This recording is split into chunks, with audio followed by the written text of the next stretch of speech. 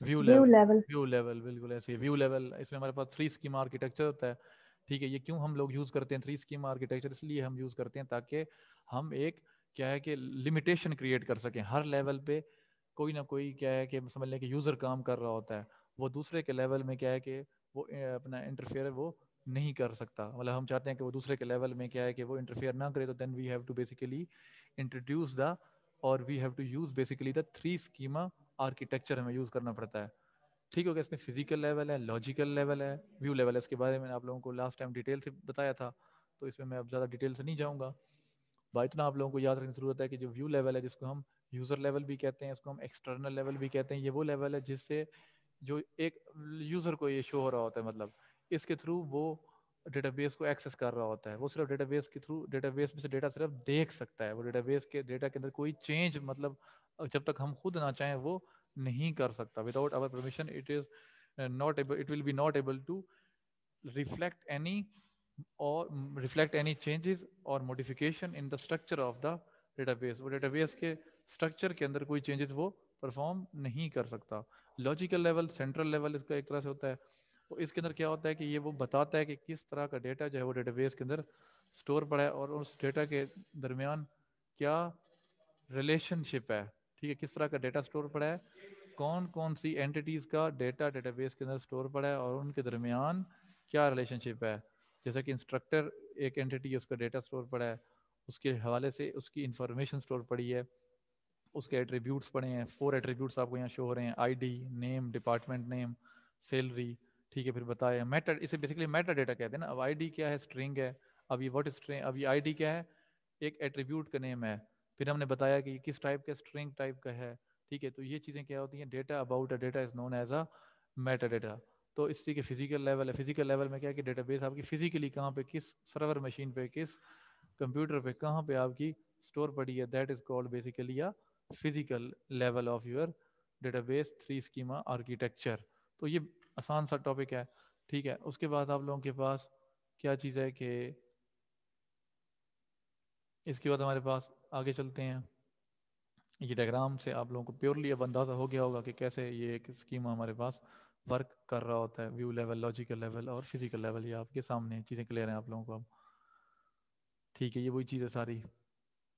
ठीक है, इसमें बाकी सारी चीज़ें जो है ना आपके पास क्लियर ही है। इसमें पॉइंट है इंस्टेंस का। इंस्टेंस क्या चीज़ है, एक एक्चुअल समझ लें कि जो entity, single single instance, single occurrence of the any entity is called basically an instance। The actual content of database at particular point in time is known as instance। अब क्या student is an entity, student क्या है, entity है। यहाँ तक बात clear है ना? आप लोगों को लास्ट टाइम बताया था स्टूडेंट इज एन एंटिटी। अब स्टूडेंट की एंटिटी के अंदर कितने स्टूडेंट हो सकते हैं? हो सकते हैं 10 स्टूडेंट हो सकता है 50 स्टूडेंट हो सकता है 5 स्टूडेंट हो। तो वो जो हर एक सिंगल स्टूडेंट है, that single student is basically called the instance. वो सिंगल अकरेंस क्या है स्टूडेंट की, वो क्या है, it is basically called the instance. तो अब क्या है, आप लोगों की क्लास में बहुत से स्टूडेंट हैं, roll number 1, roll number 2, roll number 3, roll number 4। तो ईच सिंगल रोल नंबर और single student is known as the instance of that particular entity. ठीक हो गया? तो ये हमारे पास चीज़ है। उसके बाद हम आगे चलते हैं, डेटा मॉडल्स। ठीक है, डेटा मॉडल क्या है? It basically describe, data model हम इस्तेमाल क्यों करते हैं? The purpose of data models is to describe the structure of the data. वो जो डेटा स्ट्रक्चर है, उस डेटा का जो स्ट्रक्चर है, उसको अगर आप लोगों ने डिस्क्राइब करना है तो आप लोग डेटा का मॉडल बनाओगे। ठीक है, विजुअली, विजुअली अगर आप देखें ना, डेटा मॉडल के थ्रू हम क्या करते हैं, विजुअल फॉर्म होता है ना, विजुअली हम डिस्क्राइब कर रहे होते हैं कि ये आप लोगों को लास्ट टाइम बताया था कि हमारे पास क्या चीज़ है कि एक आप लोगों को ER डायग्राम की हवाले से मैंने गाइड किया था। ठीक है, कि उसमें क्या करेंगे हम लोग, डेटा मॉडल कैसे बनाएंगे, एंटिटीज़ को हम आइडेंटिफाई करेंगे कि कौन कौन सी एंटिटीज़ हैं हमारे पास सिस्टम में। फिर उन एंटिटीज़ के दरमियान रिलेशनशिप क्या चीज़ है, एक टीचर और स्टूडेंट क्या है, 2 एंटिटीज़ हैं, इन दोनों के दरमियान क्या रिलेशनशिप है। One teacher can teach many students, समझ आ रही बात? तो उनके दरमियान रिलेशनशिप क्या चीज़ है। तो रिलेशनल मॉडल हम लोग थोड़ा सा, वो हमने तो खैर देख लिया था, वो भी दोबारा पढ़ लेंगे उसको।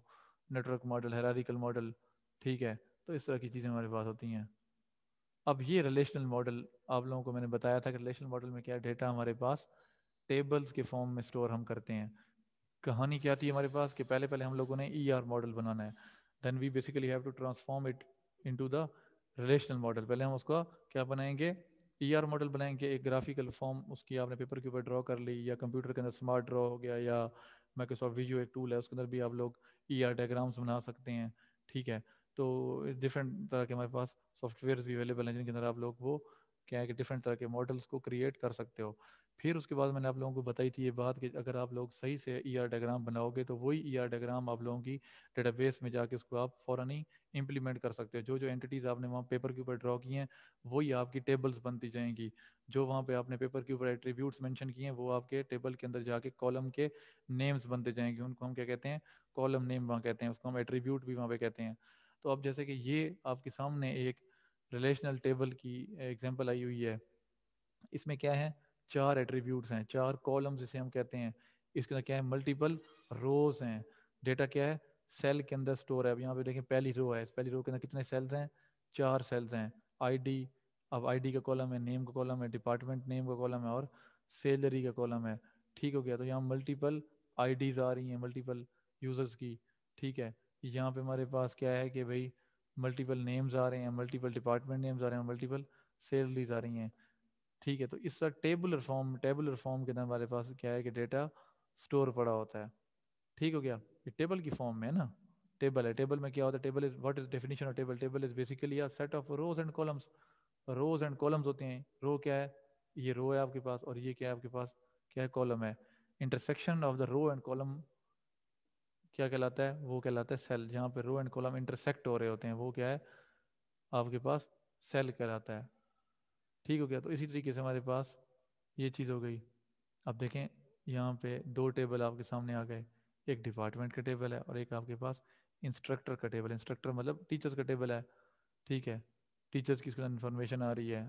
टीचर का नेम है आइंस्टाइन है, वो किस डिपार्टमेंट, फिजिक्स का, उसकी सैलरी 95,000 है। एक टीचर का नाम वो है, वो फाइनेंस डिपार्टमेंट का, उसका 90,000 सैलरी है, उसकी आईडी भी आ रही है। हर एक की यूनिक आईडी है। आप लोगों को बताया था कि एक आपके टेबल के अंदर मल्टीपल टाइप के एट्रीब्यूट हो सकते हैं। कुछ एट्रीब्यूट होंगे जो कि यूनिक होंगे, जो यूनिक होंगे उनको हम कल को क्या कहेंगे, they could be chosen as a primary key attribute. तो आपके पास टेबल के अंदर एक से ज़्यादा यूनिक की एट्रीब्यूट हो सकते हैं, लेकिन प्राइमरी की एट्रीब्यूट आपके पास एक ही होगा। प्राइमरी की आपके पास एक ही होती है। ठीक है, जैसे CNSE नंबर वो भी तो यूनिक होता है, स्टूडेंट रोल नंबर वो भी यूनिक होता है, और भी यूनिक एट्रीब्यूट आपके पास हो सकते हैं।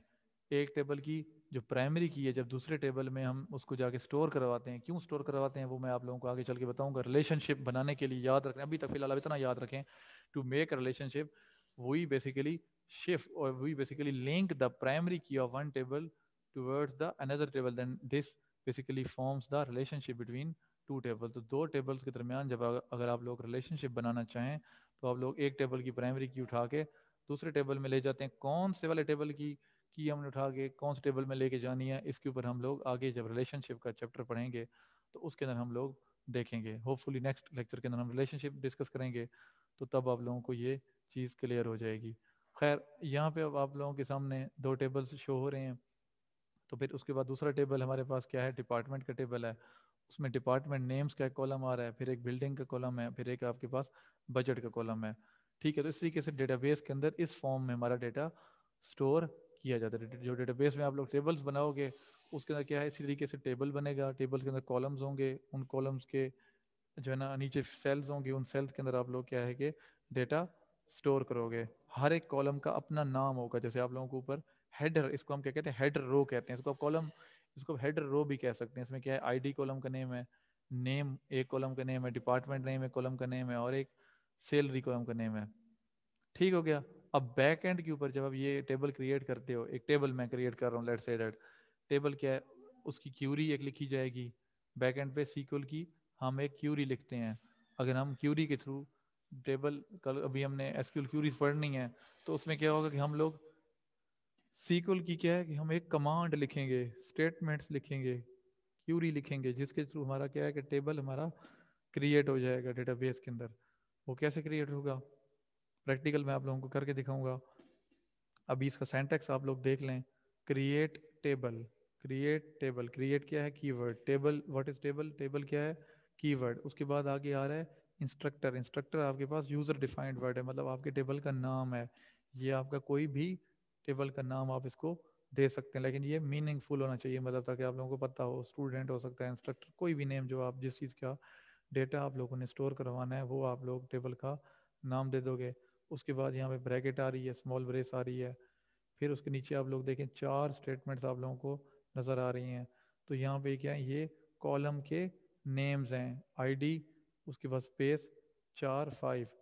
तो वो कह रहा है कि आईडी एक कॉलम होगा, उसका नाम आईडी होगा, उस कॉलम की डेटा टाइप, मतलब उस कॉलम के अंदर किस टाइप का डेटा स्टोर किया जा सकता है, वो करेक्टर टाइप का डेटा है, और उसकी ब्रैकेट के अंदर 5 आ रहा है, मतलब उसकी लेंथ 5 है।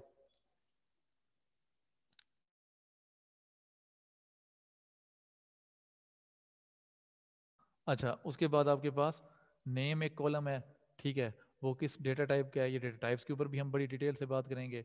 वो वार 4 टाइप का है, ठीक है, उसकी लेंथ क्या है 20 लेंथ के, मतलब उस सेल के अंदर जो नेम का कॉलम है उसके अंदर 20 वैल्यूज मैक्सिमम क्या है कि वो स्टोर की जा सकती हैं। तो इसमें हमारे पास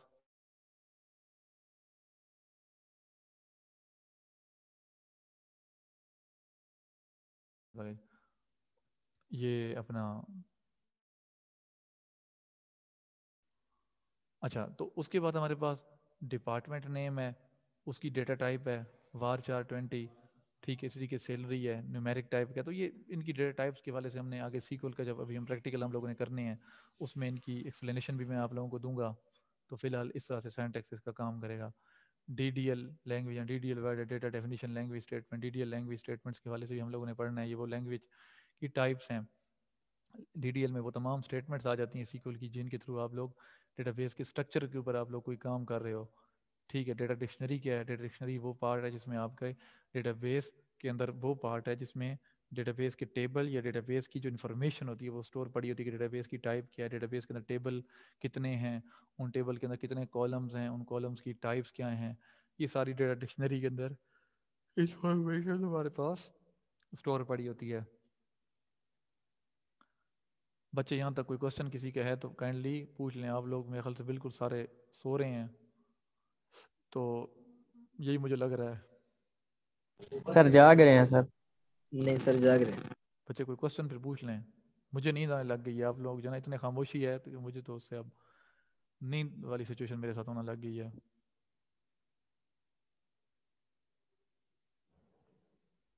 कोई क्वेश्चन नहीं है किसी का, मतलब सब आता है। कल को फिर जब मैंने सर जो हम सिक्योरिटी सिस्टम करते हैं वो डेटाबेस के थ्रू होता है या उसके लिए अलग? बिल्कुल, डेटाबेस का जो डीबीएमएस है ना वो आपको खुद सिक्योरिटी मैकेनिज्म भी प्रोवाइड करता है, लेकिन आप एडिशनल सिक्योरिटी खुद भी प्रोवाइड कर सकते हैं with the help of coding, ठीक है। बेसिक जो मेन सिक्योरिटी है ना, मेन सिक्योरिटी यूजर वैलिडेशन, वो तो डेटाबेस मैनेजमेंट सिस्टम खुद ही प्रोवाइड करता है, यूजर को ऑथेंटिकेट डेटाबेस खुद ही करता है, लेकिन कोड के थ्रू यूजर का इंफॉर्मेशन तो आपने गेट करनी है ना, जी सर। ठीक है। उसका यूजर नेम हो गया, पासवर्ड हो गया, वो तो आप यूजर से गेट करोगे, फिर उसके बाद वहाँ पे डेटाबेस मैनेजमेंट सिस्टम को भेजोगे कि ये यूजर के डेटा आ गया, यूजर फिर उसके बाद डीबीएमएस उस डेटा को चेक करेगा, वैलिडेट करेगा, ऑथेंटिकेट करेगा।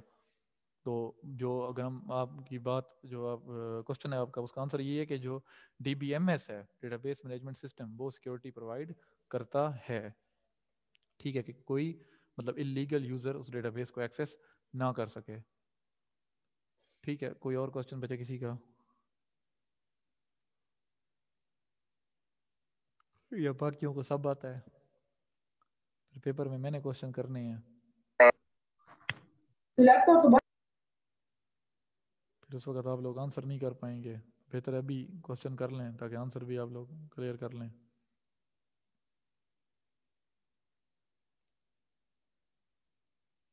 तो यहाँ पे आप लोगों को भी कोई और चीजें होती हैं या डेटाबेस का बस इतना ही होता है? नहीं नहीं, डेटाबेस की बुनियाद है, ये तो बेसिक्स हैं, मतलब यहाँ से समझ लेना, जैसे यहाँ से तो उसकी समझ लें स्ट्रक्चर बनना शुरू हो जाता है।